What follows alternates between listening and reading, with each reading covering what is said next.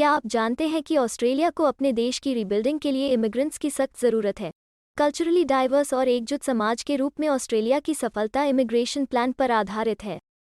सरकार की यह घोषणा कि वो इमिग्रेशन पॉलिसी के सभी पहलुओं की जांच करेगी, न केवल स्वागत योग्य है, बल्कि ज़रूरी भी है।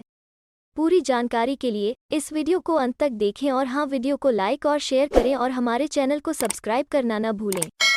ब्रेन ड्रेन कंसल्टेंट्स की ओर से हमारे इमिग्रेशन इन्फॉर्मेशन और news channel A to Z immigration updates में आपका हार्दिक स्वागत है। रिव्यू में भाग लेने के लिए जिसे भी चुना जाएगा, उसके लिए यह एक बहुत ज़रूरी काम होगा, क्योंकि इमिग्रेशन पॉलिसी में बहुत से बदलाव की आवश्यकता है। जिस किसी को भी इस तरह की रिव्यू की रिकमेंडेशंस को लागू करने का काम सौंपा जाएगा, उसके लिए यह बहुत मुश्किल काम होने वाला है। तो आइए जानते हैं कि इमिग्रेशन पॉलिसीज के रिव्यू के तहत कौन कौन से बदलाव आ सकते हैं। सबसे पहले, उन्हें उन प्रिंसिपल्स को दोबारा बदलने की ज़रूरत है जो एक नई इमिग्रेशन पॉलिसी को रेखांकित करते हैं। 1987 में ऑस्ट्रेलिया की इमिग्रेशन पॉलिसीज द फिट्जजेरल्ड रिव्यू पर सलाह देने के लिए कमेटी द्वारा की गई रिकमेंडेशंस पर फिर से विचार करना बुद्धिमानी होगी।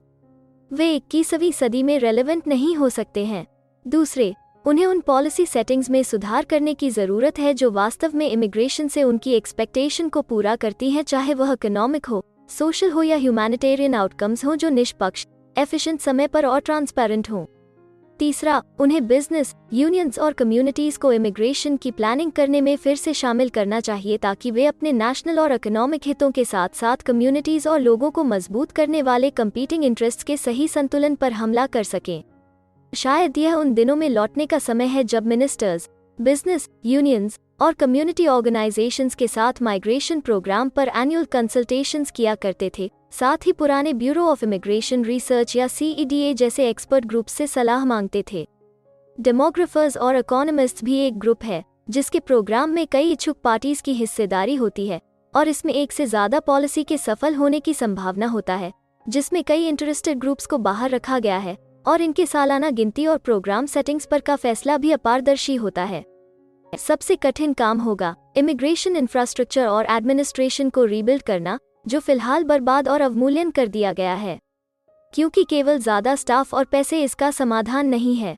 माइग्रेंट्स का जीवन बदलने वाले बड़े फैसलों के लिए ऐसे लोगों की ज़रूरत है जो निष्पक्ष और दयालु दोनों हो सकते हैं, और जो माइग्रेंट्स और उनके परिवारों और बिजनेसेस के इंडिविजुअल इंटरेस्ट के साथ देश के इंटरेस्ट को समझते हैं और इसे संतुलित कर सकते हैं।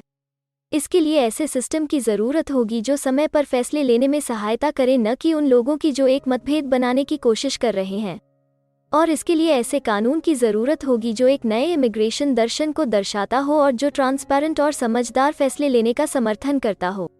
हमें उम्मीद है कि हिंदी भाषा में इमिग्रेशन से जुड़ी ज़रूरी और सही जानकारी पहुंचाने की हमारी कोशिश आपको पसंद आ रही होगी। कृपया कमेंट में अपने सजेशंस और फीडबैक्स ज़रूर दें, और हमें सपोर्ट करने के लिए हमारे चैनल को लाइक, शेयर और सब्सक्राइब ज़रूर करें। और हाँ, बेल आइकॉन को दबाना मत भूलिएगा। अपना कीमती समय देने के लिए धन्यवाद। एक और वीडियो के साथ आपसे फिर मुलाकात होगी।